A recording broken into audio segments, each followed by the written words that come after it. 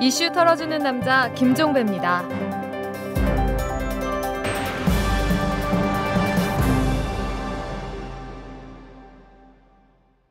3월 12일 화요일입니다.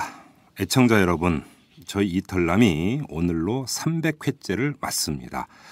지난해 1월 3일에 방송을 시작한 후로 줄기차게 달려오다 보니까 어느덧 300회가 되었네요.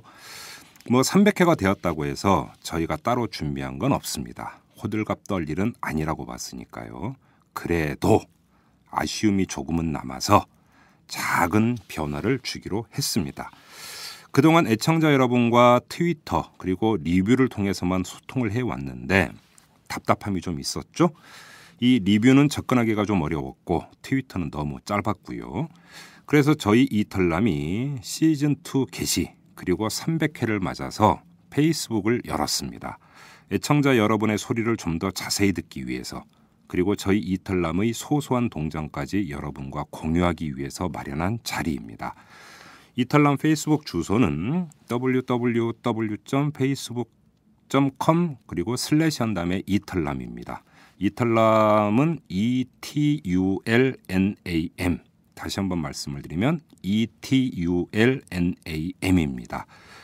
저희 이털남과 친구 맺으시고 단소리 쓴소리 많이 남겨주시기 바랍니다. 재벌과 모피아의 함정에서 탈출하라. 종횡무진 한국경제. 재벌 개혁에 앞장서온 김상조 교수. 그가 한국경제에 던지는 8가지 질문. 우리가 몰랐던 한국경제의 진실을 파헤칩니다. 더 이상 경제 권력자들의 눈속임에 속지 마세요. 종횡무진 한국경제. 오마이뉴스가 만드는 책 오마이북.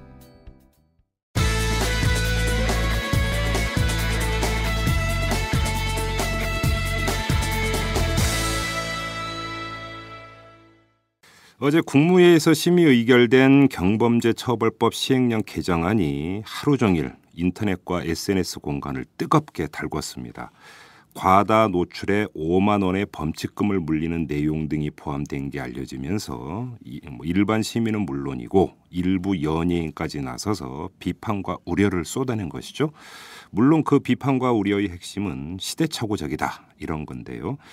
자, 이 문제를 어떻게 봐야 할까요? 이 신민영 변호사와 함께 다뤄보도록 하겠습니다. 변호사님 안녕하세요. 예, 안녕하세요. 네네. 일단 좀 근데 약간 잘못 알려진 게 있기 때문에 먼저 좀 정리를 해야 될 것 같은데. 예. 어제 처음에는 이제 많이 어떻게 알려졌었냐면 요번에 처음으로 과다 노출에 범칙금 5만 원 물리는 게 신설이 된 것처럼 알려졌었는데 그건 아니었고. 예. 그렇죠. 이전부터 이제 경범죄처벌법 시행령에 그게 있었는데.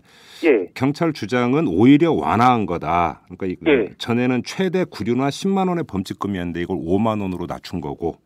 예. 그다음에 과다 노출 기준도 완화시켰다 이렇게 주장을 했거든요. 예.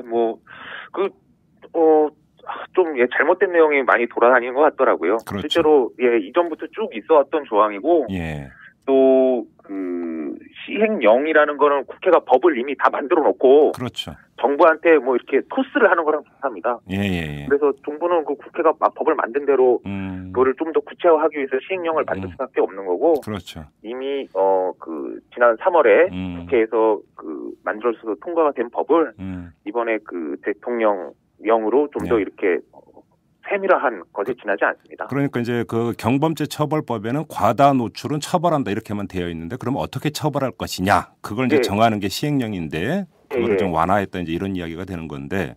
예, 그렇죠. 예, 그러면 이제 그렇게 정리를 하고 그러면 아무 문제가 없는 겁니까? 그러니까 이런 질문을 드리는 가장 근본적인 문제 의식은 자, 과다 노출이라고 하는 행위를 법으로 규정을 해서 단속을 해야 되는 상황이냐? 그런 사안이냐 아니면 그것은 어떤 이 사회의 자율 통제에 맡겨도 되는 문제냐 예를 들어 이런 어떤 근본적인 문제가 있을 수 있겠죠. 어떻게 보십니까? 당연히 제가 이 전화를 받기 전에 한번 트위터나 아니면 인터넷상에서 어떤 걸 가지고 얘기를 하는지를 지켜보니까 주로 옹호하시는 쪽은 바바리맨이나 이런 공공연한 장소에서 이렇게 성기나 이렇게 노출하시는 분들 있잖아요. 이런 분들은 당연히 처벌해야 되지 않느냐 이런 쪽으로 이제 몰고 가시고 또 이런 부분에 대해서 찬성하시는 분들은 아니 미니스커트나 배꼽티 같은 거 단속하는 거 아니냐 이런 얘기를 하고 있는데 네. 사실 이게 둘 다 과다 노출에 포함되는 거긴 하지만 완전히 전혀 다른 성질의 것이거든요. 네네. 당연히 이건 누가 봐도 뭐 미니스커트나 백보티 같은 거는 처벌하면 안 되는 거고. 네. 그리고 그 뭐 바바리맨이라고 불리는 그 공공연하게 이렇게 뭐 노출하시는 분들 이런 거 같은 경우는 당연히 처벌을 해야죠. 처벌을 해야 되는데 문제는 이거는 성폭력이지 않습니까? 바바리맨의 경우에. 예, 그렇죠. 성폭력이고 예. 이거는 그분들이 옹호하듯이 이렇게 뭐 범칙금 5만 원 정도로 끝낼 사안이 아니에요. 더 형을 세게 해서 뭐 제가 볼 때 뭐 징역까지도 살게 해야 된다고 생각을 하는데. 네. 그렇죠. 그래서 사실 이 바바리맨 을 가지고 그러니까 이번에 그 고쳐진 그 범칙금 5만 원 있지 않습니까? 예. 이거를 끌고 좀 옹호하기 위해서 그 바바리맨을 끌고 오는 거는 제가 볼 때는 좀 상당히 무리한 거고요. 예. 글쎄요, 이거는 제가 볼 때는 그러니까 그 60년대에 그 만들어졌던 그 목적 그대로 사실은 이렇게 아직까지도 이어져 오는 거라고 보고요. 그러니까 사람들이 많이 선입견을 갖고 있는 것 같아요. 그게 뭐냐면 유신 시대에 보면은 뭐 무릎이 몇 센치 미니스커트 단속을 했고 장발 단속하고 이러지 않았습니까? 이게 뭐 유신으로 돌아가는 거냐 이런 이제 어떤 딱 선입견에서부터 이제 이번 경범죄처벌법 시행령을 바라보니까 이제 거기서 이런 문제가 생긴 것 같은데. 그렇죠. 그렇죠? 예. 이렇게 그러면 자 이제 바바리맨을 말씀을 하셨는데 그러면 지금 현행 법률 체계에서 바바리맨을 처벌할 수 있는 법률적 근거는 이 범칙금 5만 원 이거 외에는 없는 겁니까? 좀 제가 검토해보니 놀랍게도 그렇더라고요. 그래요? 그 공연 음란죄라는 게 있긴 한데. 공연 음란죄? 이게 공공연하게 그러니까 사람들이 여러 명 있는 데서 이거를 열어줘야 공연 음란죄가 성립을 하고요. 이게 제가 만약에 변호사라면. 만약에 그 어떤 저희 피고인이 바바리맨이 제 피고인인데 한 사람 앞에 이렇게 노출을 했다 그러면 이거는 공연 음란죄가 아니라고 주장을 할 것 같아요. 왜냐하면 여러 사람 앞에서 한 게 아니라 한 사람 앞에 한 건 이건 공공연하게 노출한 게 아니거든요. 우리 애청자 여러분들 오해를 피하기 위해서 공연 음란죄 때 공연이 무슨 무대 위 공연을 얘기하는 게 아니고 이제 공공연하다. 이제 뭐 법률에서 얘기하는 공연성 이걸 얘기를 하는 거죠. 그러니까 그렇죠. 다중 앞에서.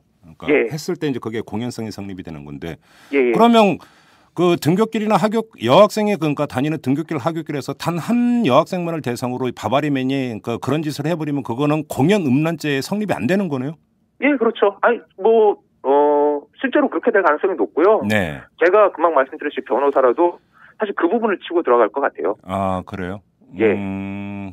자 그러면 어제 이제 가장 뜨겁게 달궜던 과다 노출 같은 경우는 전혀 문제가 없다. 이렇게 근데 여기서 자 이렇게 한번 시행령에서 규정하고 있는 과다 노출의 기준이 뭐가 있냐면 제가 한번 읽어드릴게요. 공공연하게 알몸을 지나치게 내놓거나 가려야 할 곳을 내놓아 다른 사람에게 부끄러운 느낌이나 불쾌감을 준 경우를 과다 노출로 규정을 하고 있는데 이 기준이 경찰에 의해서 자의적으로 해석될 여지가 있습니까 없습니까? 늘 열려 있죠. 열려 있죠. 뭐 실제로 좀 다른 얘기긴 한데 경찰이나 검찰에서 일선에서 누군가를 단속해야 된다고 생각을 마음을 먹으면 그 다음에는 전혀 뭐 엉뚱한 법이라든지 아니면 여기에 적용될지 몰랐던 법 같은 걸 막 끌어오는 경우가 있어요. 대표적으로 좀 다른 얘기긴 한데 요즘 그 유사 성행위 업소 중에서 뭐 그 키스방이라든지 이런 업체가 있지 않습니까? 근데 이게 키스방에서는 뭐 키스만 한다 그러는데 키스 같은 경우는 성행위나 유사 성행위로 분류가 되지 않거든요. 그런가요? 우리 법률에는? 그렇습니다. 그래서 성매매 방지법 같은 경우로 이게 단속이 안 되니까. 성매매 행위에 키스는 또 포함이 안 되는 겁니까? 그러니까? 그렇죠. 성매매는 성행위랑 유사 성행위까지가 포함이 되는데 이건 키스 같은 경우는 성행위는 당연히 아니고 유사 성행위도 당연히 아니지 않습니까? 그러다 보니까 이제 수사 일선에서 어떤 일이 벌어지게 됐냐면 직업안정법이라는 게 있습니다. 직업안정법이요? 딱 듣기에도 직업안정법이랑 그리고 키스랑 완전 거리가 멀잖아요. 그 무슨 상관이 있어요, 그게? 직업안정법 내용을 보면 아주 귀퉁이에 자기가 고용하고 있는 직원들을 이런 그러니까 추업 그래서 추원 행위에 종사하게 하면 안 된다. 뭐 이런 규정이 있습니다. 예. 그러니까 경찰이 키스방을 단속을 해야겠다고 마음을 먹은 순간부터 이제 법을 찾기 시작해서 전혀 엉뚱한 직업안정법. 그래서 찾아내가지고 이렇게 적용을 하는 경우가 있죠. 그래서 과다 노출이라든지 좀 이렇게 추상적인 조항 같은 게 언제든지 항상 그 위험성을 내포하고 있는 게 지금은 아니라고 하지만 나중에 뭐 사회 분위기가 안 좋아진다거나 아니면 급작스럽게 무슨 사태가 뭐 사회 이목을 끄는 뭐 사건이 벌어져서 여론이 안 좋아지거나 그러면 이걸 빌미로 해서 그동안 전혀 문제되지 않았던 뭐 여러 가지 행위들이 있지 않습니까? 자, 예를 들어서 이런 경우니까 어떤 정치적인 메시지를 담고 있는 1인 알몸 시위가 만약에 있었어요. 광화문에서. 이럴 때도 이 그 경범죄 처벌법 시행령에 따라서 과다 노출에 해당이 된다고 처벌할 수가 있습니까? 그렇죠. 실제로 지난 정권에서 미네르바 사건 같은 경우도 그랬지만 실제로 정치적인 그 행위를 정부가 탄압할 때 갖고 들어가는 제일 일반적인 무기가 그럼 바로 이런 추상적인 규정입니다. 그때 미네르바한테 적용됐던 규정도 무슨 전기통신 기본법이요. 기본법이었고 거기서 뭐 그 허위의 내용을 올려서 공익을 해하는 규정이라 그러는데 사실 이 공익이라는 게 굉장히 이게 추상적인 규정 아닙니까? 실제로 그리고 그 미네르바가 해한 공익이 뭐냐 이걸 가지고도 논의가 됐었고 결국에는 이 법 자체가 위헌이 돼서 법이 폐기되는 상황이 벌어졌는데 실제로 금방 말씀하셨듯이 정권이나 이런 게 정치적 행위를 탄압하거나 그럴 때 잘 갖고 나온 조항이 바로 이런 좀 추상적인 규정이 있는 거 가지고 애매한 행위나 이런 거 같은 걸 좀 잡아들인 경우가 자주 있죠. 예를 들어서 그 외국 같은 경우 해외 토픽이 종종 실리는 게 이 동물 보호론자들 같은 경우가 모피 입지 말자 이렇게 시위를 하면서 알몸 시위 이런 거 많이 하잖아요, 사실. 그럼 이런 것도 다 여기에 걸릴 수도 있는 거네요, 이론상으로. 충분히 아마 경찰이 마음만 먹는다면 충분히 적용해서 단속을 할 수 있고 단속을 하게 될 거라고 생각을 합니다. 그러면 예를 들어서 이제 요즘 행위 예술이라는 것도 있잖아요, 행위 예술. 그러면 이건 예술적 차원에서 정치적 메시지는 없지만 행위 예술 차원에서 만약에 공공장소에서 하면 그때는 어떻게 됩니까? 글쎄요. 아마 만약에 그런 일이 벌어진다면 사회적으로 일대 경론이 한번 벌어지긴 할 것 같은데 그건 또 예술이기 때문에 또 다른 접근 경로가 필요하다.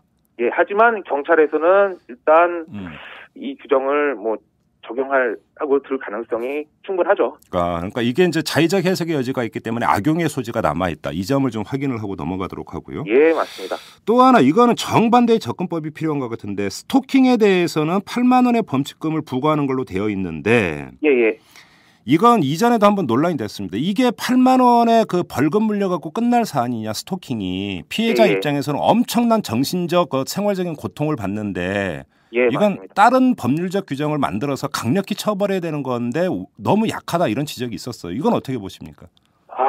맞습니다. 뭐 저도 스토킹을 좀 당해보긴 했는데. 진짜요? 저 같은 경우는 강도가 좀 약해서 어떤 분이 제 이메일 주소를 알아가지고 일기를 쓰듯이 자기 일기 같은 걸 이메일로 제 보내더라고요. 그래요? 근데 진짜 그분이 8만 원만 받고 이렇게 필요한다 그러면 좀 저도 슬플 것 같은데. 말씀하신 것처럼 사실 이거는 경범죄로 처벌할 문제가 아니죠. 좀 더 강력한 처벌이 필요한 상황이긴 한데. 글쎄요. 이거를 왜 경범죄 처벌로 아직까지 뒀는지 저도 놀랐습니다. 그래요. 이건 좀 법 쪽에서 좀 약간 논란이 좀 있지 않았나요? 그래서 저도 이게 이제 요즘은 처벌되는 게 아닌가라고 생각하고 있었는데 이번에 경범죄 그 처벌법 시행령 논란이 되면서 이게 경범죄 아직도 경범죄 그 처벌법에 처벌 대상밖에 안 된다는 게 좀 실망스럽고 그리고 국민들이 생각하는 법 감정이랑 좀 다른 부분이 있지 않나 이렇게 생각을 하고 있습니다. 그래요. 그리고 또 하나 이 스토킹 규정도 지금 딱 또 읽어드릴게요. 이 애청자 여러분들을 위해서 스토킹의 기준이 이렇게 되어 있습니다. 상대방의 명시적 의사에 반해 지속적으로 접근을 시도해 면회 또는 교제를 요구하거나 지켜보기, 따라다니기, 잠복해 기다리기 등의 행위를 스토킹으로 규정을 하고 있는데 우리 옛말에 10번째가 안 넘어가는 나무 없다라는 말이 있어요.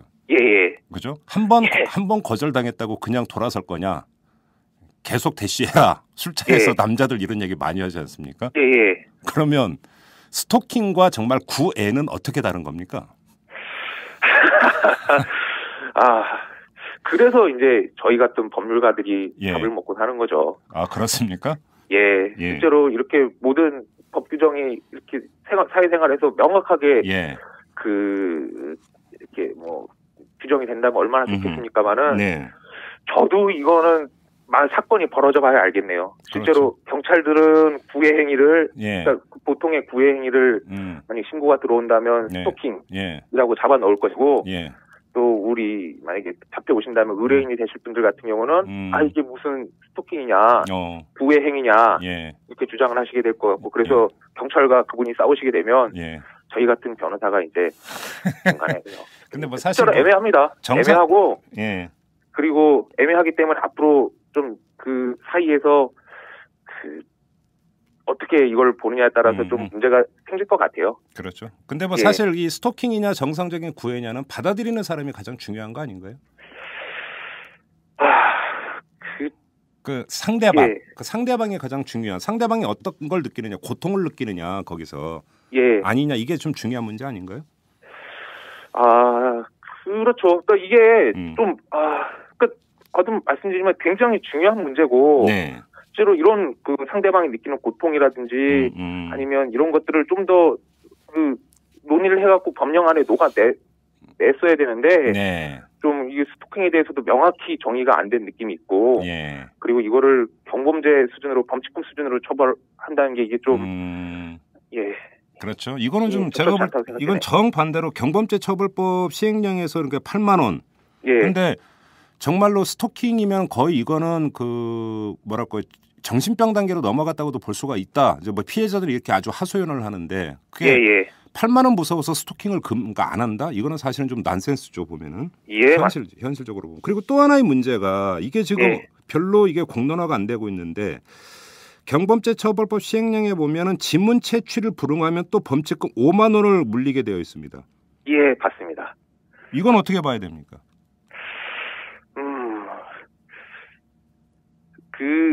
지문 채취가 인권 침해라는 논란은 옛날부터 있었고. 그렇죠. 이게 국민들을 뭐 잠재적 범죄자도 아니고 잠재적 범죄자로 봐가지고 이렇게 지문을 채취하고 있는 건데. 글쎄요, 뭐 오늘 논의의 초점은 다들 비슷한 것 같습니다. 스토킹도 그렇고, 그리고 앞선에 얘기했던 과다 노출도 그렇고. 그리고 지금 말하는 지문 채취도 그렇고 사실 국민들의 기본권에 심대한 영향을 미치는 부분이 있기 때문에 실제로 좀 더 그러니까 경범죄 차원이 아니라 좀 더 공론회장에서 국회라든지 아니면 여론을 통해서 논의가 돼야 되고 그리고 이거를 대통령 국무회의가 아니라 좀 더 뭐 국회라든지 아니면 이런 데서 정연된 그런 규정을 할 필요가 있는데 이렇게 인권에 관련된 중요한 사항을 대통령 국무회의에서 이렇게 논의도 없이 간단하게 정해버린다는 게 좀 여러 가지 있네요. 그리고 이게 오늘 어제 기사를 보셨으면 알겠지만 지문 날인만 문제가 된 게 아니라 막 여러 가지 항목이 있지 않습니까? 그렇죠. 뭐 안표 행위 뭐 이렇게 무슨 안표 팔면은 16만 원이고요. 범칙금. 그게 쓰레기 분리수거 하듯이 한꺼번에 들고 와가지고 이렇게 뭐 어디 쏟아 부어버리듯이 이렇게 하는 건 좀 아닌. 그러니까 이제 이게 이거는 역행하는 처사가 아닌가 합니다. 저 같은 경우도 이 얘기를 드려야 되나? 제가 옛날에 한번 살인 용의자로 몰린 적이 있었어요. 아니 왜 웃으세요? 이거 심각한 얘기인데 저로서는 이게 뭐냐면. 밤늦게 이제 집에 가려고 지하철을 타려고 플랫폼에 들어갔는데 사법경찰 2명이 따라왔었어요. 그래 자꾸 신분증을 내놓아라 그래서 내가 왜 지금 신분증을 내놓느냐 그 이유를 대라 한 5분 실랑이를 하다가 사법경찰들이 그때야 이제 얘기를 하던데 신촌 로테리에서 살인 사건이 있었는데 그 용의자하고 당신이 비슷하다. 그러니까 좀 봐야겠다 신분증을. 하도 기가 막혀서 제가 그래서 어쩔 수 없이 내준 적이 있었는데 신분증을. 근데 여기서 더 나아가서 지문 채취를 해야겠다. 그래서 신분증이 가짜일지도 모르니까 이렇게 갔을 때는 이거는 거의 불쾌감을 넘어서는 수준일 수 있는 거고요. 그렇죠. 영장주의라고 하지 않습니까? 이렇게 사람한테 무언가를 강제로 시키려면 법원에서 그래 강제로 뭐 해라라고 허락하는 영장을 받아오는 게 헌법에 대원칙입니다. 예. 근데 이런 헌법에 있는 대원칙을 네. 법도 아니고 예. 그 국무위원 몇 명이서 이렇게 만든 시행령 네. 가지고 이게 그 강요를 한다는 게 좀 그쵸. 그 민주주의와는 좀 거리가 있는 그래요. 그런 예. 근데 이제 그 개별적인 이야기 말고 좀 크게 봤으면 좋겠는데 이게 사실은 박근혜 대통령이 주재한 박근혜 내각의 첫 국무회의에서 심의 의결된 첫 작품 아닙니까? 예, 그렇습니다. 근데 이제 통상적으로 보면은 국무회의에서 심의 의결되는 첫 안건을 무엇으로 하느냐에는 여기에 상당한 정치적 메시지가 담겨 있기도 하고 그렇죠. 상징하는 바도 상당히 큰 부분인데 네. 이번에 이거였단 말이죠. 예. 이건 어떻게 해석을 해야 될까요? 글쎄요. 그 정권, 이명박 정권의 첫 국무회의랑 일단 좀 비교할 필요가 있는 것 같습니다. 예. 그러니까 이명박 정권은 사실 첫 국무회의라고 불릴 만한 게 두 번이 있었습니다. 네. 첫 번째는 그때도 장관 인선이 아직 끝나지 않은 상황이라서 예. 그러니까 전전 정권, 예. 그 노무현 정권 시절에 강요들을 데리고 했던 국무회의가 있었는데 예. 그 첫 국무회의에서 뭐 이명박 대통령이 얘기를 했던 게 뭐 당시 기름값이 막 폭등했던 거 있지 않습니까? 예. 그래서 뭐 유류세 인하해라. 음흠. 그리고 뭐 민생을 챙기자. 예. 뭐 그리고 그 이명박 대통령 트레이드 마크 중에 하나 있지 않습니까? 일하는 대통령. 예. 이걸 강조하기 위해서 국무회의를 1시간 반을 땡겨서 아침 8시에 열자. 아, 예, 맞아요. 예. 뭐 그런 게 있었고 예. 그리고 두 번째 국무회의. 그러니까 진짜 본인이 인선한 강요들을 데리고 했던 두 번째 첫 국무회의에서는 그 기억하실지 모르겠는데 라면값을 막 물어보면서 당신들 장관들한테 라면값을 나냐? 그러면서 뭐 어떻게 민생을 챙기냐? 이러면서 이랬던 역사가 있는데 사실 이거 제가 봤을 땐 그 정부에 있던 아니 청와대 안에 있던 참모가 이건 명백히 좀 정무적으로 기획을 한 어떤 일종의 이벤트가 아닐까 합니다. 아, 예. 그러니까 이명박 대통령을 경제 대통령, 민생 대통령으로 국민들한테 그 자리매김하기 위해서 처음부터 뭐 유류세 챙기고 두 번째는 라면값까지 꼼꼼하게 하는 대통령 이런 모습을 보여주기 위해서 기획을 한 거라고 보여지는데 사실 그것과 비교를 해서 지금 박근혜 정부를 봤을 때 글쎄요 두 가지 해석이 가능할 것 같은데 만약에 이게 누군가가 정부적으로 기획을 해가지고 처음부터 이렇게 뭐 가다노출 처벌하겠다. 집은 날인 거부시 처분하겠다. 뭐 이렇게 누군가가 이걸 기획한 거라면 실제로 이건 좀 굉장히 가공할 만한 일이라고 생각을 합니다. 어떤 점에서요? 이걸 만약에 이런 모습이 그러니까 이런 걸 논란이 되게 의도를 했다는 건데 국민들한테 사실 이거는 어떻게 보면 국민들 상대로 뭐랄까요? 앞으로 질서를 지키지 않으면 뭐 재미 없을 줄 알아라. 본인은 나는 삼강오륜의 수호자다. 질서의 수호자다. 그러니까 앞으로 질서를 잘 지켜라. 안 그러면 뭐 위험한 일이 있을 거다라고 이거는 경고 신호를 보내는 거라고 해석이 사실은 박근혜 대통령은 대선 기간에서 주되게 강조했던 것 중에 하나가 법질서 확립과 생활, 사회 안전이었습니다. 안전. 바로 그 메시지를 이거에 담은 거 아닌가요? 뭐 충분히 그렇게 해석할 여지가 있죠. 그래서 만약에 기획이 된 거라면 실제로 좀 가공할 만한 일이고요. 두 번째는요. 또 한편으로는 근데 이렇게만 또 해석하는 게 좀 박근혜 정부한테는 가혹한 면이 있는 게 사실은 지금 뭐 정부조직법이 통과가 안 돼가지고 어떻게 보면 박근혜 정부 대통령이 나는 지금 일을 못하겠다. 일이 되지 않는다라고 하는 상황 아닙니까? 그래서 또 한편으로는 내가 지금 할 수 있는 거는 경고지행령 손보는 거 정도의 뿐이다라는 걸 좀 던져주기 위해서 그런 걸 기획하지 않았나 싶기도 한데 글쎄요, 뭐 의도했던 거랑 다르게 과다 노출만 이슈가 되고 있고 정부조직법이 이슈가 되지 않고 있는 걸 봐서 뭐 그런 것까지는 아닌 것 같고요. 그리고 세 번째는 사실 이 가능성이 제일 높다고 보는데 전 정권과 달리 이건 뭐 기획하거나 이렇게 해서 벌어진 게 아니라 그냥 순서대로 순서대로 그냥 일이 있으니까 한다. 좌고우면하지 않고 반응 살피지 않고 일 처리하겠다. 당에서 처리한 일일 수도 있고요. 예.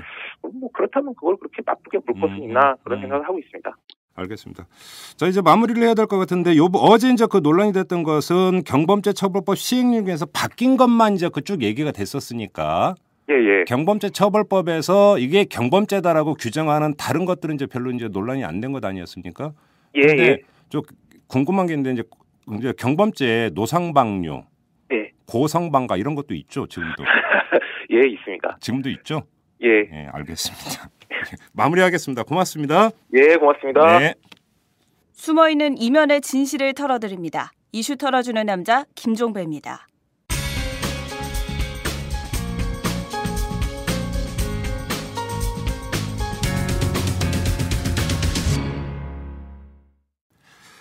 매주 화요일에 찾아뵙는 코너죠. 황상민의 그는 왜?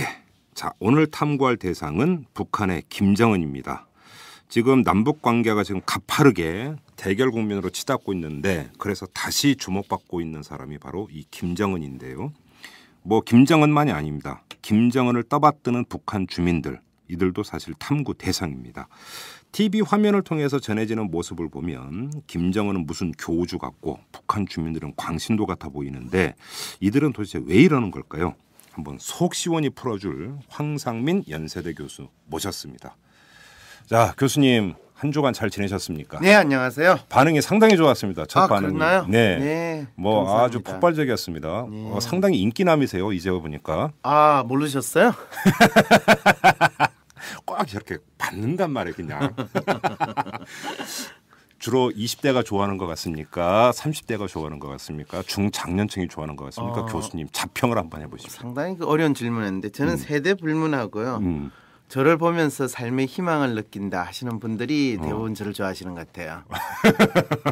그게 무슨 뜻인지 아세요? 뭔데요? 저를 보면서 삶의 저 인간도 사는데 내가 왜 또 그렇게 자학모 들어가요? 아니 교수님이 어때서? 아니 어떻게는요 이렇게 생겼죠. 저렇게 생기고도 살 수 있구나. 저 교수님 이거 되게 결례되는 얘기인 줄 아는데 입이 근질거려서 안 할 수가 없는데 교수님 지금 저렇게 생겼구나라는 말씀 하시니까 하는 얘기인데 그 애니메이션 중에 나라라 호빵맨이라고 혹시 아세요? 그럼요. 제가 가가지고 옛날에 저희 집 꼬마가 어릴 때요.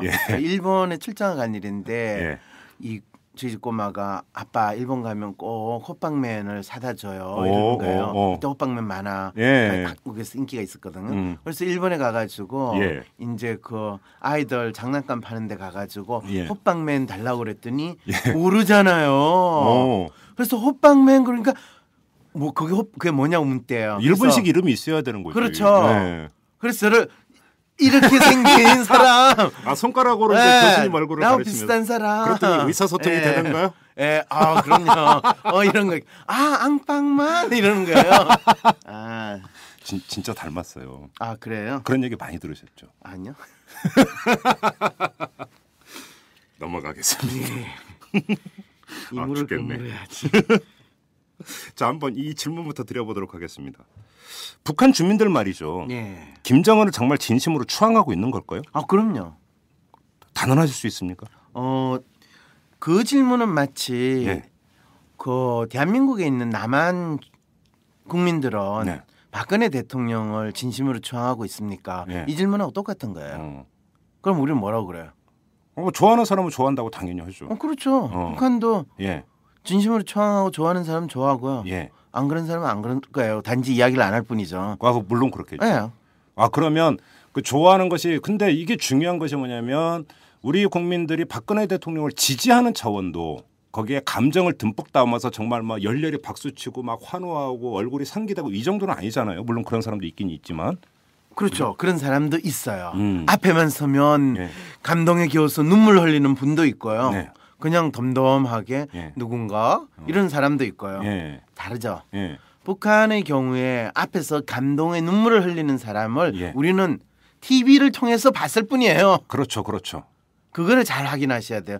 요즘엔 우리도 9시 뉴스 되면 다시 옛날 땡전 뉴스하고 유사한 현상이 벌어지고 있거든요. 그럴 때는 우아한 분이 나오셔가지고 할 때 그걸 보면서 저분을 통해서 아버지를 생각이 나는구나. 이걸 다시 느끼게 되는 그런 분들도 있고 감동에 젖으면서 그래 그때는 뭔가가 됐지 나도 네. 잘 나갔었는데 이렇게 생각을 하고 다시 잘 나갈 수 있지 않겠어? 이렇게 기대를 하시는 분도 있을 테고 그걸 보면서 또 채널을 돌리시는 분도 있겠죠. 네. 그렇죠. 자, 그랬을 때 북한의 경우도 다르지 않을 거라는 거죠. 단지 우리는 북한을 바라보는 때 우리가 접하는 거는 그렇지. 북한의 선전 그렇죠. 그렇죠. 또는 물론. 북한 예. 방송을 볼 테니까 예, 그렇죠. 아주 일부의 상황을 가지고 판단을 해야 된다는 거죠. 예, 아 그렇죠. 그건 맞는 말씀이신 것 같아요. 저 맞는 말 틀린 말 하겠어요? 아 완전 너무 강적을 모셨단 말이야 이번에. 왜 이러세요? 자 그러면 북한 지도부는 백두의 혈통을 강조를 하지 않습니까? 네. 김일성, 김정일, 김정은으로 이어지는 3대 네. 이 백두 혈통 뭐 DNA가 다른 건지는 뭐 잘 모르겠습니다만은 그렇죠. 그러면 북한 주민들은 그것을 그러니까 물론 여기서 이제 한정을 하시죠. 그러니까 지지하고 좋아하는 북한 주민들로 자 그러면 이 백두의 혈통이라고 하는 거에 대해서 그렇게 정말 그대로 받아들일까? 인간이라면 이성을 가지고 있는 인간이라면 야 나이 어린 쟤가 도대체 뭘 한다고 지금 저거 백두 혈통 좋아하네. 네가 뭘 아는데 애비 잘 만나서 이런 생각을 할 법도 한데 어떻게 생각하세요? 그렇게 생각하시는 분은 이성을 가진 대한민국에 사는 분의 심리에서 그런 생각을 하시는 거죠. 그렇죠. 그런데 예.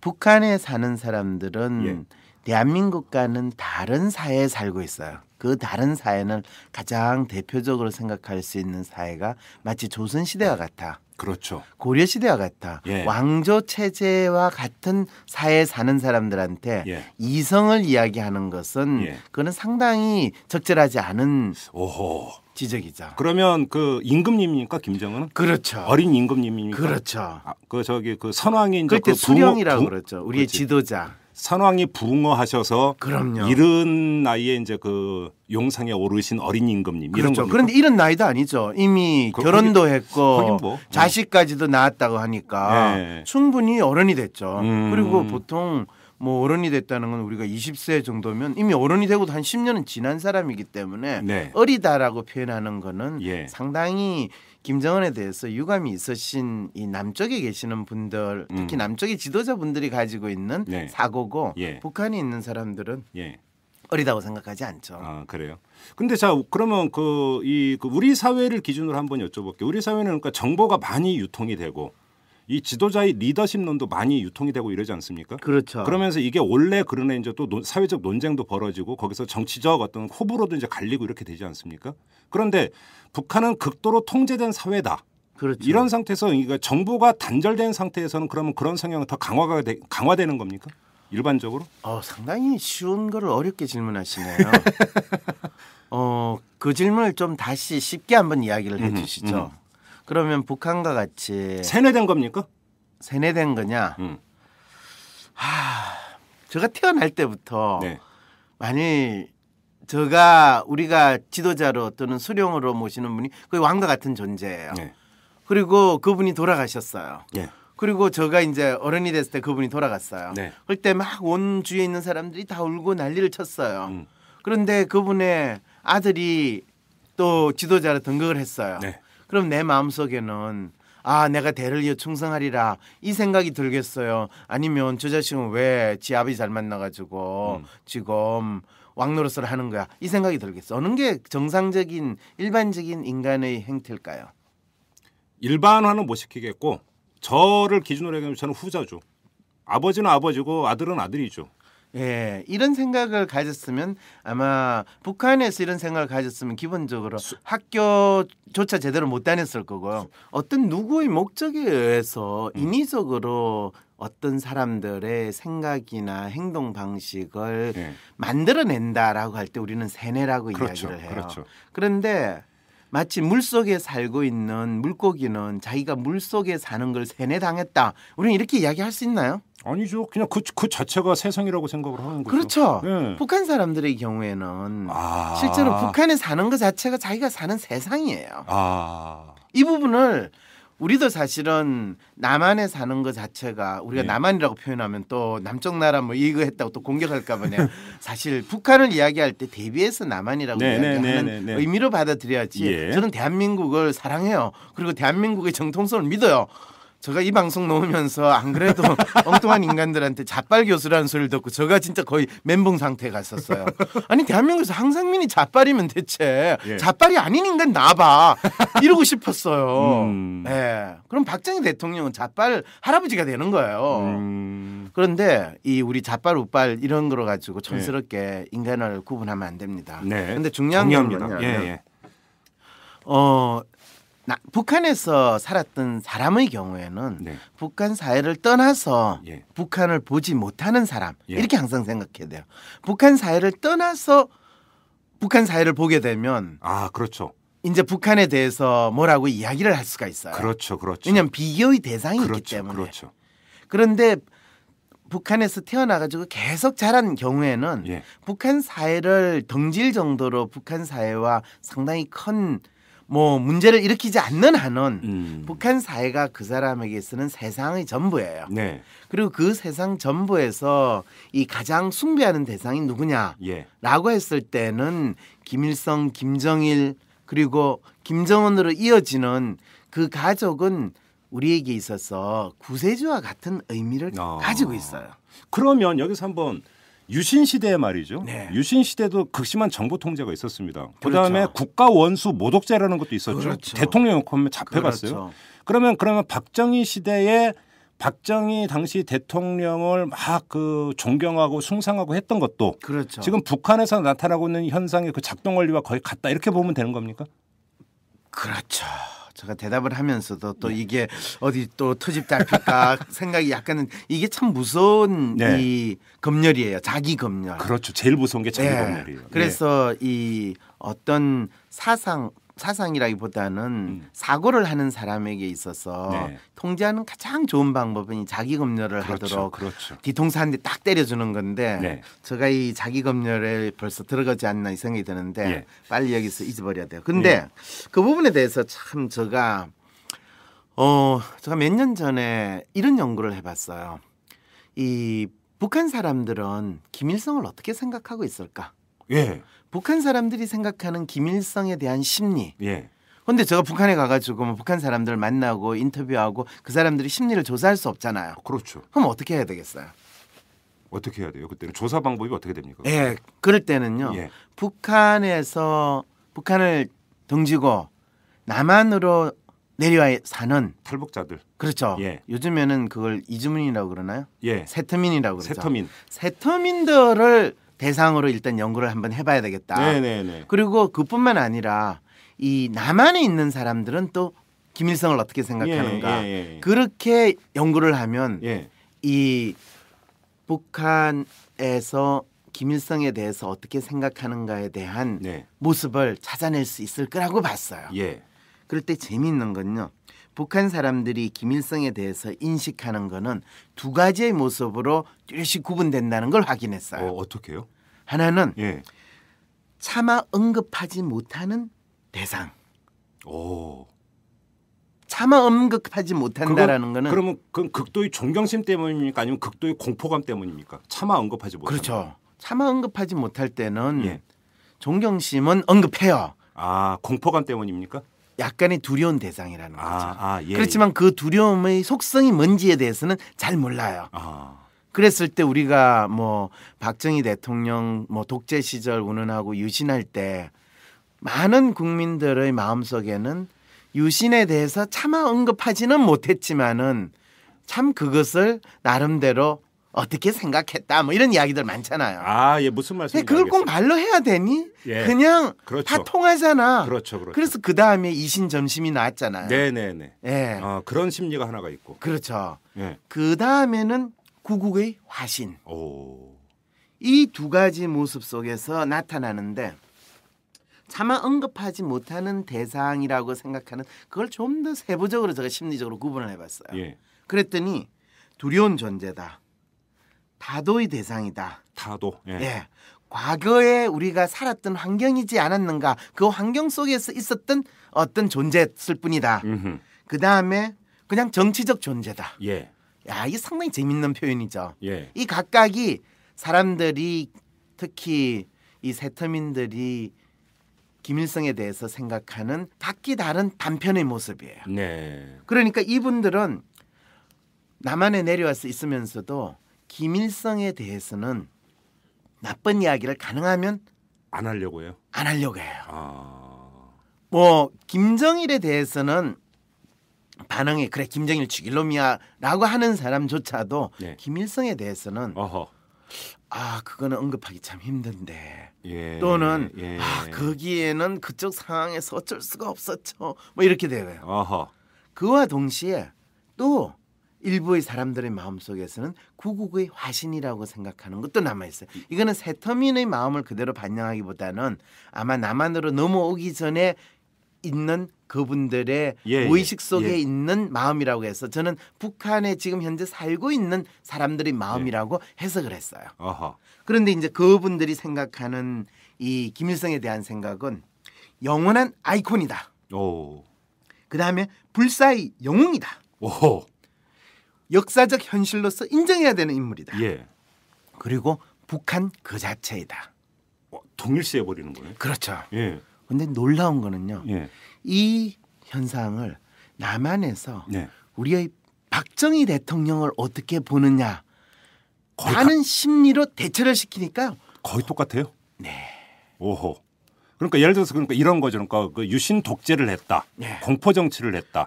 정치적 반대자들을 너무나 그러니까 심하게 박해를 했다. 이런 것도 그건 두려운 존재. 또는 유신 타도 대상. 그렇죠. 과거에서 그랬지. 그러니까 그리고 그건 정치적인 존재였어. 그때의 환경에서 나온 것이다. 그렇죠. 그러니까 그런 것도 일정하게 박정희라는 존재 일정하게 어떤 불가피성 내지 정당성을 부여하는 거잖아요. 당연하죠. 그리고 또 한편으로 박정희라는 존재를 우리는 볼 때는 영원한 아이콘이에요. 조국 근대화의 기수.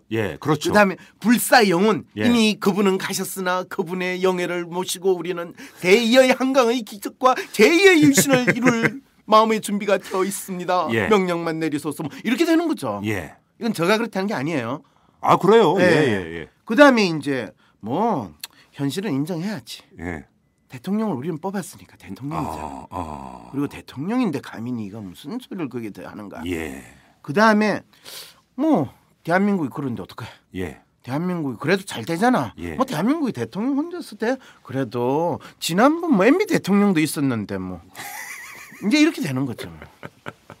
웃을 일입니까? 지금 자 그러면 북한 주민들이 김일성은 그렇게 보는데 그것이 김정일이나 김정은한테도 그 동일한 시선이 간다라고 하는 것은 단정할 수는 없잖아요. 거기에서 이제 그 숭배하는 대상의 아들이게 되면 이제는 심리가 또 조금 달라요. 어떻게 달라져요? 가장 김정일에 대해서 대표적인 건 김정일 죽일 놈이다라고 이야기하는 사람들이 있는 경우에는 그 사람들은 대개는 북한에서 살고 있는 사람이라기보다는 남한으로 넘어와가지고 김정일을 반대하는 것이 당신의 존재 이유라고 믿는 분들이에요.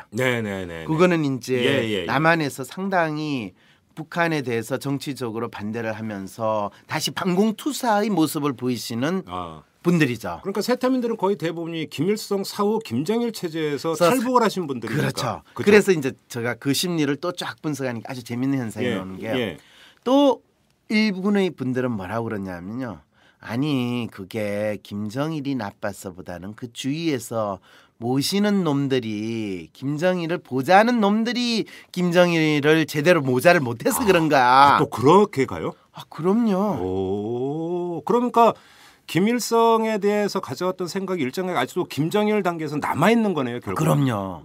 아무리 김정일이 통치하는 동안에 북한이 굶어 죽고 경제가 어지럽다 하더라도 그것은 김정일의 잘못이 아니라 김정일 주위에 있는 소위 말하는 우리 그런 이야기 하잖아요. 그렇죠. 대통령보다는 대통령 주위에 있는 참모들이 문제야. 그렇죠. 참모들이 제대로 모셨으면 그분이 그렇게 하겠어. 이렇게 이야기를 하죠. 그렇게 이야기하는 분들의 심리하고 똑같아요. 차마 김정일의 존재를 거부할 수는 없는 거예요. 왜? 그분은 이 백두 영도자의 화신으로 일부 받아들여야 되니까요. 그게 김정은한테까지도 이어지는 겁니까? 그럼요. 그래서 백두 혈통이군요. 그럼요.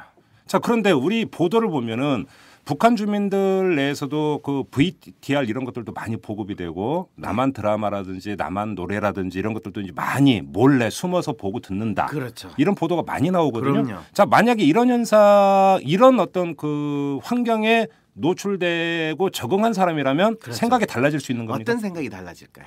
모르니까 여쭤보죠. 네, 생각이 달라질 때 예. 생각의 범위는 A부터 Z까지 예. 엄청 다양해요. 그랬을 때 가장 먼저 가지는 생각은 와, 나만 잘 사네. 예. 이 남조선 에미나이들 진짜 이쁘구만. 뭐 이렇게 이야기를 할 때 예.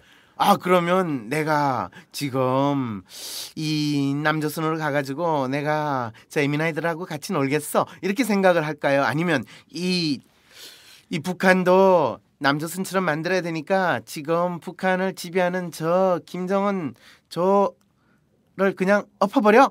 이렇게 생각할까요? 저는 전문가가 아니기 때문에 예, 대한민국은 전문가가 없어요. 항상 영화에 한 장면 있잖아요. 전문가는 제가 볼 때는 사기꾼밖에 없다고 그랬잖아요. 보통은 그 개인적 선택으로 갈 것 같은데요. 그렇죠. 개인적 예. 선택이라는 건 구체적으로 뭘 말하는? 첫 번째, 그렇죠. 네, 남한으로 가고 싶다. 네, 나도 거기서 그런 한번 향유하고 싶다. 이런 걸로 가는 거 아닌가요? 진짜 아직 북한에서 안 살아보셨군요. 저거 어떻게 거기서 살아봐요. 예. 못 살았지. 그랬을 때요. 예. 재밌는 건 그걸 가장 대표적으로 대비시키면 김종배 씨는 혹시 1970년대 초반에 대한민국에서 사셨습니까? 그럼요. 70년대 초반에 월남에서 돌아온 뭐 김상사 이런 노래 들으면서 예. 월남에서 돌아온 분들이 뭔가 잔뜩 가지고 오는 거 혹시 경험해 보신 적 있으세요? 그럼요. 그럴 때 혹시 시레이션 깡통 같은 거 먹어본 적 저 있습니까? 시레이션에 아주 익숙한 놈입니다. 제가. 그러세요? 그럼요. 왜냐하면 저희 그 고향 저희 고향 마을에 미군 부대가 있었어요. 훌륭해요. 그러면 조금 심리적인 분석이 가능한 분입니다. 그 미군 부대의 그 시레이션을 먹으면서 야, 미군들 좋겠다. 미국 사람들은 이걸 거의 그냥 매일 먹는단 말인가? 이런 생각 했어요, 안 했어요? 했죠. 그러면 나는 미국을 가서 살아야지 이 생각 했어요, 안 했어요? 그 생각까지는 안 했네. 그러고 보니까. 그렇죠. 그러네. 그 생각까지는 안 했죠. 네. 시레이션이 좋아서 미국 간다는 생각은 한 번도 해본 적이 없죠. 네, 북한 사람들도 그럴 거라는 거 이제 이해가 되세요? 예. 오늘 제가 지금 이게 그 마루타가 되고 있습니다만 아무튼 인정합니다. 네. 예. 인간의 심리라는 건요. 이 아무리 뭐 태고 쪽부터 지금까지 인간의 심리는 상당히 비슷한 부분이 있어요. 아무리 기술 문명이 발달한다더라도 인간의 마음. 그래서 우리가 2500년 전에 공자님이 하신 말씀을 지금도 막 감동을 하고 인문학이 뭐 어쩌다 진짜 이런 소리가 나오는 게 그게 인간에 대한 이야기거든요. 그렇죠. 그렇다면 이제 그 인간이 속해 있는 환경이 무엇인가에 대해서 우리가 먼저 알 때, 그럴 때 그 환경에 반응하는 그 환경에서 살아가는 인간의 모습이 뭔가에 대해서 정확히 알아야지. 내가 익숙한 환경 속에서 나의 방식으로 다른 사람을 이해하거나 분석하려고 하면 그거는 엄청난 착각이나 오류에 빠지게 되는 거죠. 그러면 북한 체제에서 얘기하는 것처럼 이른바 서구 퇴폐주의 문화.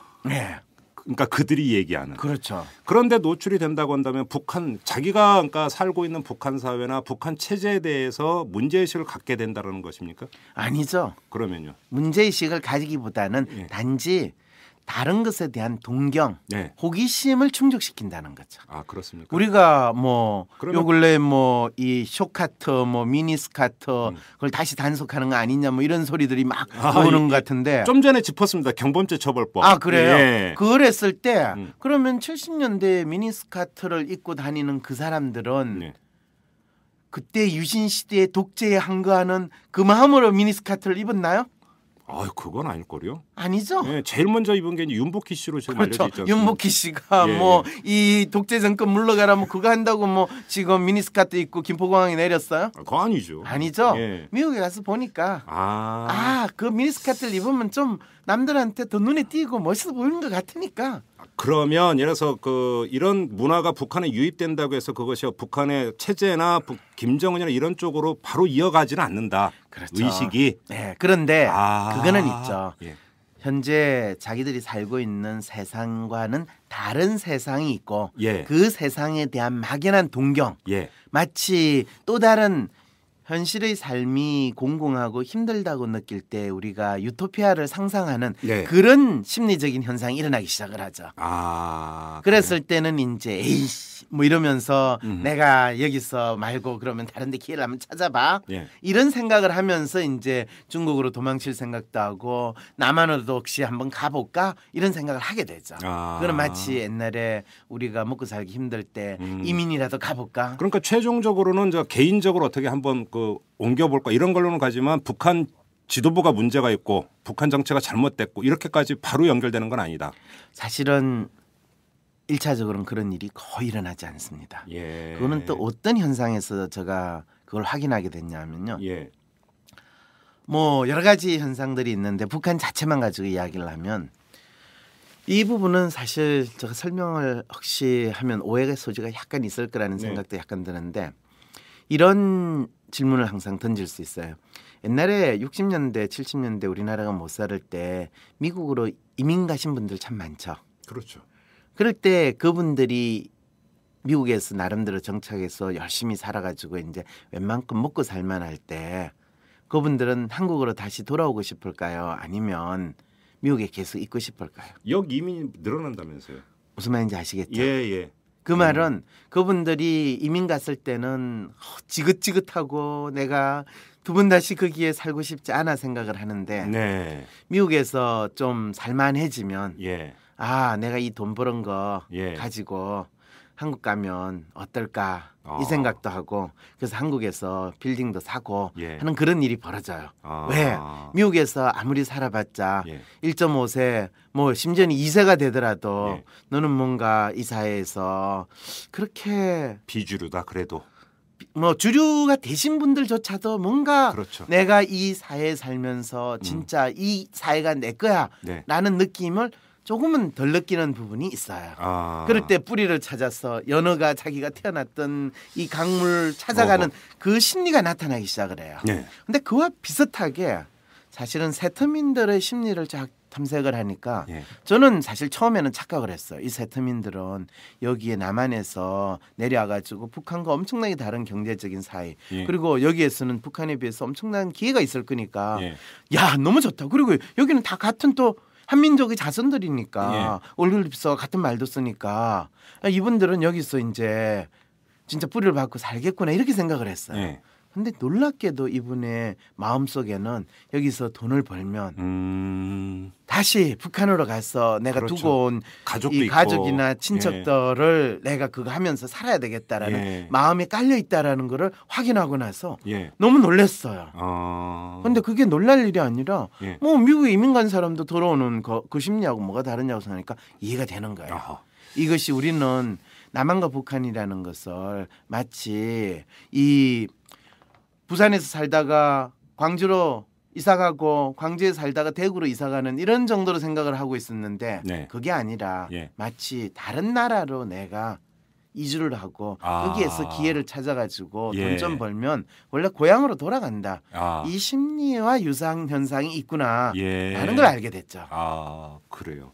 알겠습니다. 그리고 또 하나 짚을게. 자, 북한은 그러니까 우리 언론의 표현을 빌면 체제 선전을 하고 있습니다. 결속을 위해서. 그래서 뭐 이래서 뭐 우주 로켓을 쏘아 올린 거 성공했다고 연일 보도를 때리고 북한 주민들에게 그다음에 뭐 핵 보유국이 됐다고 하고 그렇죠. 우리도 우주선 쏘아 올리면 연일 보도를 해요. 그러니까 한편으로는 또 그러니까 북한의 표현을 빌면 남조선 괴뢰 도단과 미제 침략자들에 대해서 계속 성토하면서 공공의 적을 계속 되풀이해서 만들어야죠. 이것이 결국은 그렇다면 김일성 일가, 김정은까지 내려오는 그들에 대한 어떤 그 충성심을 유도하는 데는 중요한 기제로 아주 효과적인 기제로 작동이 됩니까? 그게 이제 충성심이라고 표현을 할 때 그거는 조금 표현이 불명확해요. 그러면 충성심이 아니면 어떤 겁니까? 내부의 결속력. 그렇죠. 우리는 하나다라는 걸 느끼게 만드는 거죠. 그거를 가장 그리고 딴소리를 못 나오게 하는 방법이에요. 진짜 위험한가요? 이런 소리 하면 한 소리 듣죠. 그건 남한도 마찬가지예요. 지금 안보에 위협이 있습니다. 북한에서 지금 저 난리를 가지고 핵 불장난을 합니다. 그런데 김종배 씨 같은 사람이 아니 북한이 무슨 핵을 쓰기는 뭘 써요. 에이, 설마 그러겠어요. 이런 소리 했다가는 그래 김종배는 북한과 동조하는가 뭐 이런 소리 나오잖아요. 저도 종북 좌파가 되는 거죠. 아 그렇죠. 그렇기 때문에 딴 소리를 못하게 만들고 지배적인 또는 그 사회를 지배하는 세력이 예. 어떤 하나의 방향으로 사람들을 예. 몰아볼 때는 예. 이거는 북한이나 남한이나 심지어는 미국도 이 가상의 적을 아주 뚜렷하게 분명히 설정하고 그 적이 우리에게 아주 확실한 위협을 가하고 있다라는 메시지를 다양한 경로를 통해서 특히 언론을 통해서 이야기하는 거는 너무나 고전적인 방법이에요. 그렇죠. 근데 미국도 9.11 사태 일어나고 나서 부시가 얼마나 그렇죠. 그걸 많이 이야기를 했어요. 근데 거기까지는 알겠는데 이런 것이 딴소리를 못하게 하고 사회를 결속시키는 것이 궁극적으로는 그 리더. 네. 리더에 대한 어떤 뭐랄까요? 아까 충성심을 정확한 게 아니라고 했으니까 리더에 대한 복종, 예. 리더에 대한 순종, 예. 그 행동을 유발시키느냐? 아니 당연하죠. 안 그런데요. 소리를 못하면 다 복종하는 거로 믿는 거고 옆에 있는 애가 조용히 하면 나도 조용히 해야 되겠구나 생각하는 게 그건 인간이죠. 그러면 네. 지금까지 그러니까 이 주어가 북한 주민들이었어요. 네. 주어를 바꿔보죠. 그러면 북한의 그러니까 이래서 군부 수뇌부라든지 당 네. 간부들 네. 이들도 그러면 심리가 비슷할까요? 북한의 군부 수뇌부나 예. 당 간부들은 북한 주민에 비해서 상대적으로 먹고 살만 할까요? 똑같이 먹고 사는 게 힘들까요? 먹고 살만 하겠죠. 상대적으로. 그렇죠. 예. 어떤 인간 집단이든지 간에 예. 상대적으로 먹고 살만하고 상대적으로 높은 위치나 잘났다라는 인정을 받고 있는 인간들은 예. 자신들이 그걸 유지하려고 그럴까요? 그거를 당연히 유지하려고 그러죠. 그렇겠죠. 예. 유지하는 길이 지금 김정은 체제가 무너지는 걸까요? 아니면 그것이 유지되는 길일까요? 유지되는 길이죠, 당연히. 그럼 저한테 질문한 것 자체가 상당히 우문이다. 뭐 그까지는 표현을 안 하겠는데 하나만한 질문을 했다는 거 아시겠죠? 아니 제가 여쭤보는 취지는 네. 그거는 충분히 알겠는데 군 수뇌부나 당 간부를 제가 이제 특정해서 여쭤봤던 것은 뭐냐면 네. 북한 주민들에 비해서 정보가 그래도 상대적으로 더 많고 아까 이제 교수님 말씀하셨던 다른 나라나 이런 거고 비교할 수 있는 여지가 상대적으로 더 열려 있다라는 전제에서 보면 어떻습니까? 실제로 그와 비슷한 게 우리 유신 체제나 네. 이제는 과거에 또 마찬가지겠죠. 뭐 미국도 부시 행정부 시절에 9.11 뭐 테러 사태나 네. 또는 이란 침공과 관련해 가지고 예. 다양한 정보들이 있었을 때 예. 그랬을 때 심지어는 이 부시 행정부 시절에 이라크를 침공할 때 뭐 살상 핵무기가 없었다라는 거에 대한 다양한 정보들을 지식인들이 알고 있었어요. 그렇죠. 그리고 정치인들도 대부분 알고 있었어요. 네. 그런데 이라크 침공하는 거에 대해서 반대를 했나요? 안 했죠. 네. 다양한 정보를 가지고 있다는 것과 그 정보에 기초해서 행동하는 것은 전혀 다른 일이에요. 그렇죠. 네. 대한민국 지식인들이 그 모습을 가장 잘 보여주고 있잖아요. 지식인들은 다 알아요. 그렇지만은 이야기 안 하잖아요. 어떤 분이 그러더라고요. 어떤 분이 황 교수가 왜 이 욕을 얻어먹는지 알아? 황 교수는 남들이 다 알고 있는 옳은 이야기를 했기 때문이야. 아니 욕을 얻어먹는 게 아니라 황 교수님을 좋아하는 우리 애청자들 되게 많아요. 거듭 말씀드리지만. 네, 그분들은 조용하시잖아요. 그분들도 다 알고 있어요. 저를 좋아하는까지도 알고 계세요. 예. 그런데 그분들이 이야기 안 하시잖아요. 그래서 저는 이 나라가 안 바뀐다는 거예요. 좋아하면 좋아한다고 나가서 이야기를 해주고. 예. 이른바 행동하는 양심이 필요하다는 그렇죠. 거죠. 그거는 우리가 벌써 1, 2년도 아니고 몇십 년 동안 행동하는 양심 이야기했는데 우리가 확실히 확인했잖아요. 행동하는 양심은 작살 난다. 차라리 약간 쪽팔리더라도 조용히 있자. 그것이 오래가고 잘 먹고 잘 산다. 이야. 교수님 외로우신 것 같아요. 지금 말씀에 이 맥락을 쭉 보니까. 네. 제가 행동하는 양심도 아니고 저도 쪽팔리게 살고 싶어요. 알겠습니다. 마지막 질문을 드리겠습니다. 네. 자, 그럼 북한 주민과 당 간부와 군 수뇌부의 시선을 한 몸에 받고 있는 김정은. 네. 자아도취에 빠지는 겁니까? 어떤 그걸 자아도취라고 이야기를 하면요. 예. 내 주위에 있는 모든 사람들이 항상 너 진짜 잘생겼다. 장동건은 네 앞에 오면 완전히 이주일이다. 뭐 이렇게 이야기를 하고 지난 시간에도 자꾸 장동건 얘기 하시던데요. 그럼 빼세요. 안 맞아요. 전혀. 안 맞으니까 이야기를 하죠. 아니 제가 김정비 씨하고 비유를 하면 사람들이 그렇지 아무래도 한 교수가 조금 낫지 이렇게 이야기를 할 거 아니에요. 그럼 비유를 한 이유가 안 생기잖아요. 아니 왜 그렇게 단정하세요? 전혀 아니에요. 그것도. 좀 열받으시네요. 예, 그렇게 비유를 하면 논쟁의 여지가 있어서 이게 좀 복잡해져요. 근데 제가 장동을 비유하는 순간 사람들이 저 사람이 농담하는구나 다 알잖아요. 좋습니다. 예. 그런데 자기 주위에서 늘 자기를 왕자처럼 어릴 때 자라는 동안에는 왕자였잖아요. 그렇죠. 그 뭐 일본의 무슨 요리사가 뭐 거의 김정은 왕자님 뭐 그렇게 표현하잖아요. 황태자님 이렇게 했고 그 다음에 자기가 지금 이제 왕으로 등극한 다음에 뭐 60살 70살 먹은 대장 원수들이 다 자기 앞에서 절절 기고 아니 그랬을 때 당연하게 의젓하게 왕노릇을 하는 거를 보고 자아도취다라고 이야기를 하면 그건 잘못된 용어 구사라는 생각을 그럼 만드세요. 어떤 용어를 써야 될까요 그때는? 아니 자기의 신분과 역할에 맞는 행동을 하고 있는 거예요. 아 그래요? 아니 우리 공주님으로 지내시던 분이 이제 여왕으로 등극해서 대통령의 역할을 하시는 걸 딱 보세요. 대통령 원래 그분은 태어날 때부터 대통령이었다는 그 느낌이 들지 않으세요? 저는 9시 뉴스를 보면서 그래 저분의 위치는 대통령이었는데 그동안 저분이 바리공주처럼 지내시느라고 얼마나 힘드셨을까 이 생각이 들지 않았어요? 그러니까 박근혜 대통령이 청와대 집무실이나 회의실에서 이렇게 이제 그 일을 하고 결제를 하거나 회의하는 모습을 볼 때 우리 시청자들은 TV 화면을 통해서 보면서 너무나 자연스럽고 참 어울리는 것 같다. 그렇죠. 이런 생각을 하는 게 바로 이제 그 심리적 기제 그런 게 있다라는 거죠. 그렇죠. 그러니까 언론들이 다시 돌아간 집으로 다시 돌아왔어요. 뭐 이런 식으로 미다시를 내는 이유가 다 그런 거잖아요. 그러니까 그 집은 그분을 위한 집이었는데 그 나쁜 놈들이 그동안 쫓아내가지고 집에 못 들어갔던 거예요. 그러니까 이제 집으로 다시 돌아온 거예요. 그래서 그 집에서 그분이 자연스럽게 지내는데 뭐가 이상한 거예요. 그걸 보고 자아도취다 이렇게 이야기를 하면 그건 용어를 잘못 쓰는 거예요. 오히려 자연스러운 현상이네요. 그러니까. 그렇죠. 근데 그거를 이제 보고 우리가 자연스러운 현상이라고 생각을 한다면 대한민국은 왕조 체제로 있다라는 것을 인정하게 되는 거고. 그렇죠. 그게 자연스럽다라고 생각하는 거에 대해서 의문을 제기할 때는 그거는 약간 깨어있는 인간이죠. 이제 이게 지금 대한민국을 사는 데 있어서 심리적으로 상당히 편하지 않다라는 거를 알려주고 있죠. 그래서 정부에서는 그 부분에 대해서 뭔가 조치를 취해야 돼요. 그러니까 우리가 조선시대 보면 이제 구중궁궐이라는 표현을 많이 썼잖아요. 그렇죠. 그러니까 오히려 이제 그 저작거리의 어떤 민심과 이런 걸 완전히 차단돼 가지고 말 그대로 그러니까 착시에 빠져 가지고 그렇게 사는. 근데 그러면 이것이 지금도 그대로 재현되고 있을 가능성은 얼마든지 있는 거네요. 그럼요. 지금 보세요. 이 청와대에서 뭐 어떻게 반응이 나오는 것과 일반 평범한 국민으로서 가질 수 있는 반응하고 상당히 차이가 나죠.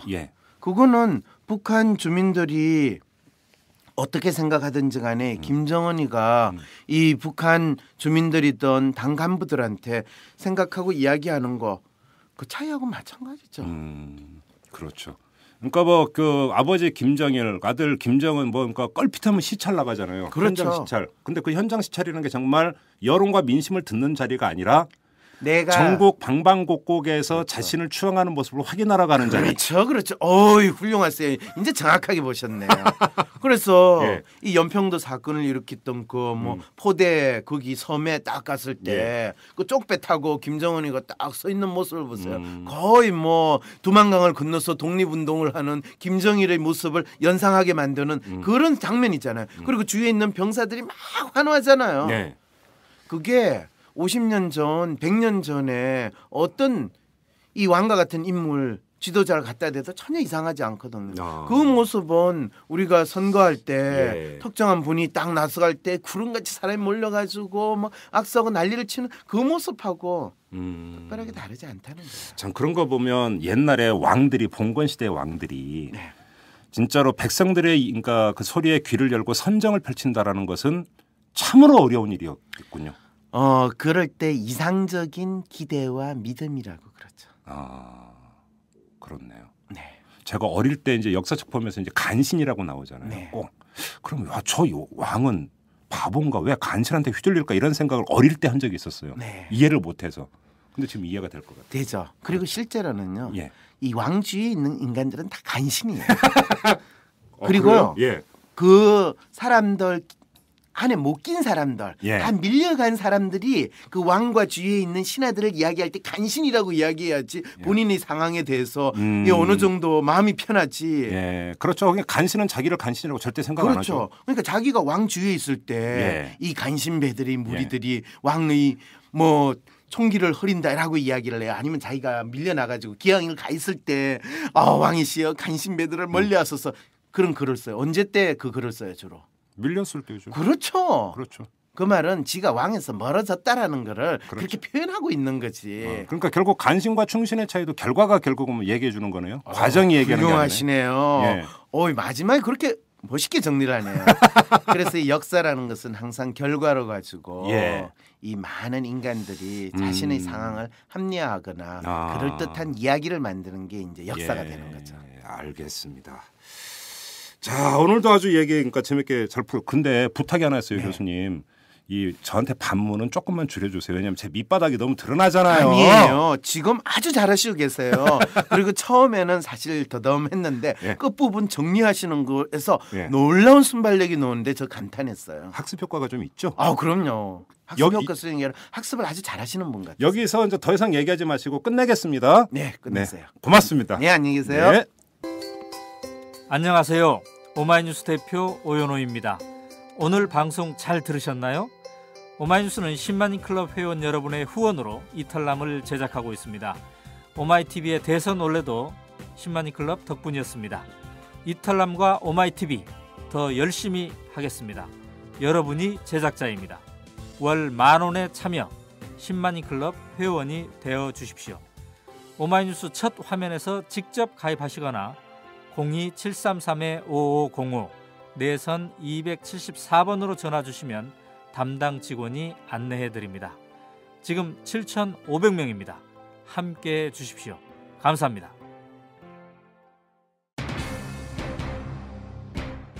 네, 자 오늘 방송을 마무리하면서 다시 한번 여러분들께 고지 말씀드리겠습니다. 저희 이털남이 여러분과 좀 더 많은 소통을 하기 위해서 페이스북을 열었습니다. facebook.com 들어가셔서 이털남 ETULNAM 이렇게 치시면 저희 페이스북입니다. 많이 찾아오셔서 친구 많이 맺어주시기 바라고요. 또 많은 충고와 격려도 보내주시기 바랍니다. 자, 이만 마치도록 하겠습니다. 지금까지 이탈남 김종배였습니다.